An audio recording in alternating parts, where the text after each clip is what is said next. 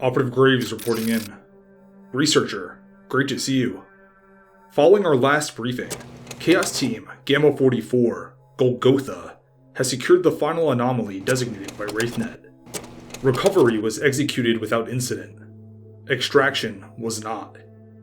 As the team began withdrawal, they were engaged by elements of Mobile Task Force Epsilon 11, the Foundation's nine-tailed fox. They engaged with coordinated small arms fire from fortified positions. Gamma 44 was outnumbered 3-1. They established a defensive hold. Delta Command authorized protocol escalation. Ritual 18. Each operative then exposed the sigil etched into the flesh of their right forearm. The scar tissue reopened deliberately. Blood was applied to the sigil as prescribed. Lots were then drawn. There was no protest, no hesitation. Each member understood the requirement. The ritual demanded a willing termination to catalyze activation. The operative who drew the shortest stick acknowledged the outcome, discarded his weapon, and ended his life without assistance. The team completed the circle. The activation phrase was spoken. By the 18th convergence, structure fails. By preserved cognition, witness remains. Let the body separate. Let the mind endure. Within a half-a-mile radius, every living organism lacking the consecrated sigil underwent immediate systemic necrosis. Tissue failure was total. Higher brain function, however, was preserved. Victims remained conscious as biological collapse progressed beyond survivability. Resistance ceased within seconds. Gamma 44 then exfiltrated without further opposition. The operative, who fulfilled the ritual requirement, giving his life for its success, will be recorded across all site and memorial walls. His bravery and loyalty ensured mission success. That concludes today's operational summary. Take a seat. I'm accessing the archive now. Today we're covering SCP-9828, Level 4, Secret, Containment Class, Keter, SCP-9828, Amnesty Program, Individuals present, Foundation Researcher, Dr. Jose Gabriel Machado, Former CI-2M, Captain Carlos Augustin Pinilla. Machado: You fed this thing until it developed an appetite. Why? Pinilla: We needed a replacement for the Sagradores. Those rogue blood mages were a strategic liability. Crazy mercs who would just as soon kill us as kill for us. Machado: And that's why you built the Red Block. No need to hire child soldiers when you can just make your own. Pinilla: We didn't build the Red Block. We found the Red Block. Machado: Excuse me? Pinilla: Something or someone put it there. We thought it was an alchemical engine. We thought the Scarlet King would bless our forces if we fed her. Machado: And the wanton slaughter, was that a fringe benefit? Special Containment Procedures. SCP-9828 is to be surrounded by a 50-square-mile exclusion zone under the supervision of MTF EOS 4444, Blood Angels. The interior surfaces of SCP-9828 are to be sterilized daily, with a multi-stage biocide sourced from living human tissue. All sigils must be repainted with 2 coats of a hematite-based mixture with the blood of a freshly exsanguinated calf. This calf should be butchered at dusk, the definition of which is to be determined by a specialist's assessment of meteorological conditions. Staff given these responsibilities should undergo rigorous screening for any unhealed wounds, and any possessing such is to be denied access. All unauthorized individuals found in the exclusion zone are to be terminated without exception. Pinilla: Oh, and the Foundation has clean hands. Tell me, what did you do with the wretches you saved from the Red Block? Machado: We practice necessary cruelty, and there are lines we don't cross unless the need is truly dire. Pinilla: Most of the time, That's what a murderer thinks they are. Machado. Fine. There are only murderers in this room. But you didn't just kill them, did you? The survivors all remember wishing you had. Pinilla. Machado. So tell me, Captain, what dire need was worth what you did to those people? Description: SCP-9828 refers to the red block at the former location of Site-42, a CI-2M filtration camp for captured civilian and military prisoners. SCP-9828 is a large cube-like structure 2 stories in height. The surface of the object is a dark shade of red and covered with sigils of an unknown origin. The sigils were originally black, but have since changed to a gold color with a texture resembling liquid mercury. The interior of SCP-9828 is home to the ingestion process, a hemomantic ritual with unclear repercussions or purposes. Walls within the object are covered with hundreds of holes, with a 30-centimeter radius and 10 centimeters in depth. A 13-meter deep well has been excavated into the floor, with the concave surface consisting of an unidentified obsidian-like composite. During the first Occult Proxy War, the height of Site-42's operation, SCP-9828 was the ingestion center for 90% of its inmates. According to CI-2M documentation, SCP-9828 consumed upwards of 50 individuals a day. Pinilla. We discovered that the artifact was a blood magic catalyst, but the energy was irretrievable. It covets blood. Those who tried channeling its power were drained to dust on the spot, and we could not hire the Sangradores to take their place. If they learned what we were doing, they would never work with us again. Machado. For the record, are you saying it was all for nothing? Pinilla. Machado. I'll remind you again of our agreement. Pinilla. It was all for nothing. Machado. So you butchered thousands to learn you were wasting your time. Pinilla. No. We learned that after the first dozen. Machado. You knew. You knew! Pinilla. Inaudible. Machado. And you just kept feeding it? Why? Document 9828-A. Excerpts from Survivor Testimony. Testimony 9828-A. In S-42, pain was life. Pain meant they needed something from you. They shackled me to the floor in a coffin-sized cell because they thought I had something they wanted.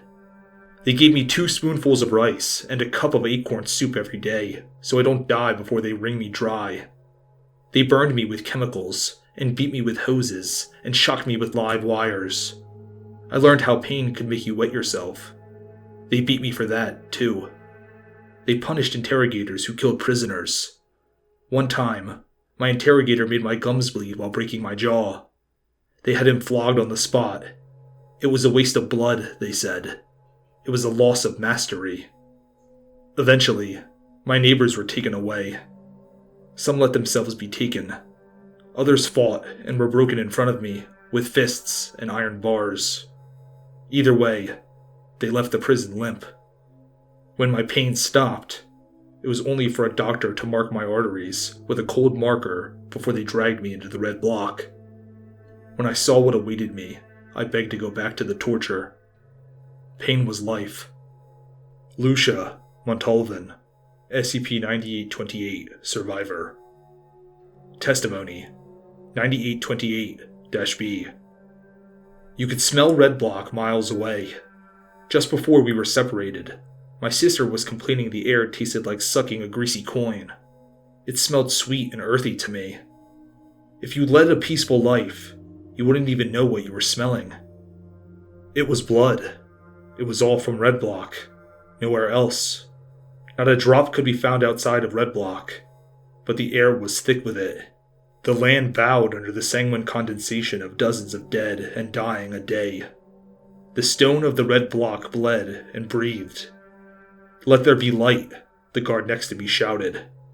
And there was light, but all I saw was hell. Bodies, pinned to the walls. Dozens upon dozens of them, drenched in dripping dark red streams that ebbed in elegant curves over their bodies and rib cages and legs. The bodies covered the walls so densely that each row spilled over the next like shingles on a roof. My limbs were bound with strips of raw hide that choked my veins. My hands and feet turned purple, carried by 4 sets of hands into red block. A circular pool churning with restless fluid yawned in front of me, and the scent of iron pinched the air and stuffed my lungs. Sweat, rot, metal, blood. I saw the silhouettes of thrashing limbs, expected to hear screams. It was quiet, not silent, but there was an aural fog of whistling and clicking and gurgling, like someone was trying to scream in the water. All my dreams sound like that now, even when the dreams let me leave. Andres Gilberto Yoset, SCP-9828, Survivor. Testimony 9828-C. Please, don't hurt me. Please, don't hurt me. I remember babbling that sentence again and again as they cut the clothes off of me. So stupid. They'd done so much already. I wasn't thinking. Then someone punched me in the stomach, and the wind was driven from my lungs. Kicked me to the ground. I was on my knees. Tried catching my breath. Couldn't find it. I think I was still trying to talk because something smashed me in the back of the head to shut me up. They pulled my head back. They wanted me to see, I think. I looked at the bodies. Heard their wheezing. I heard the men place bets on whether I'd piss myself. I was so out of my mind. I don't know whether I did. Everyone's skin was peeling apart, like fraying fabric. I saw someone's finger fall from their body, tumbled into the pool, and disappeared. And beneath all those bodies, stacked like shingles, spilling blood on the ground, ran 1,000 slender rivers of blood, trickling from all those bodies split with wounds. I think it amused them to watch what my eyes did when I saw it all. I heard the creaky grating of someone pulling a dagger from a blood-shrunk sheath. There was a woman in front of me, and I tried to lose myself in her eyes. But there was my future, staring into my eyes. Bare tissue, bleeding, spikes, and where her throat should be, a jagged bloody gash and blood and air gurgling through the hole. Her eyes were hazel, like my mother's. She could have been her. There was not enough of her face left to be sure, and the wheezing from the holes in her throat was too impersonal. That was my future. So I screamed hard, stretched my voice till they cut it out of me. Screamed while they sawed into my throat, cutting and dragging. My screams gurgled into wet sighs and red mists. Soon, the sound of their tools cutting into my body meat was louder than me. I felt my gutted voice join the carnal choir, and I finally understood what they were all saying, because there's really only one thing to say when you're in hell. Why? We just wanted an answer. We wouldn't get one. Eloisa Herrera, SCP-9828, Survivor. Discovery. The Foundation contained SCP-9828 during the First Occult Proxy War. As part of an amnesty for information agreement, CI-2M defectors informed Foundation operatives that SCP-9828 at the defunct Site-42 had become dangerously volatile due to overfeeding. The Foundation secured the facility before the anomaly could achieve a critical state. The defectors alleged that CI-2M was attempting to use the extreme thaumaturgical damage of such an event to cover up the crimes at Site-42. Among the 60 survivors recovered at the facility, 13 were found in the red block. All were in varying states of physical decomposition by that time, and the worst affected were given the option of euthanasia via a painless neurotoxin. Machado. For the record, I want to highlight some details that you left out of your debriefing. Pania.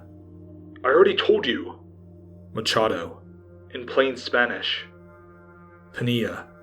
Is this necessary? Machado. You mangled their tracheas and cut out their tongues so nobody would hear them scream. Pinilla. Sir, I... Machado. Nailed them into the walls in stacks, flayed their body parts if their veins were too thin, left them there to melt. Pinilla. Inaudible. Machado. And you did this despite knowing your research was fruitless. Why? Pinilla. The purity of our cause. Machado. Excuse me? Pinilla. Site-42 would have been easy propaganda for our fascist adversaries. We needed to erase anyone who knew of Site-42's existence. The Red Bloc just happened to be the most efficient means of doing so. Machado. But if your project was a failure, why did High Command continue to send you prisoners? Unless you never told them. Machado. You butchered 5,000 men, women, and children just to cover your ass. Pinilla. It was easier than stopping. A great many atrocities were committed during that war. This was one of them.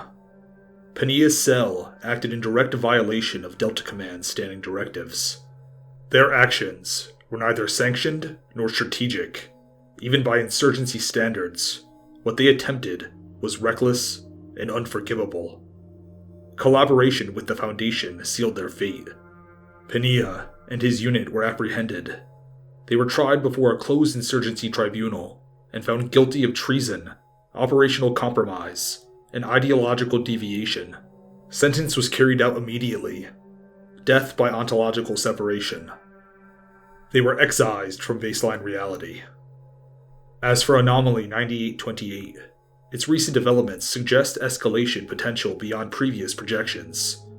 I will be forwarding this updated file to Delta Command for strategic reassessment. That's all for today, Researcher. Dismissed.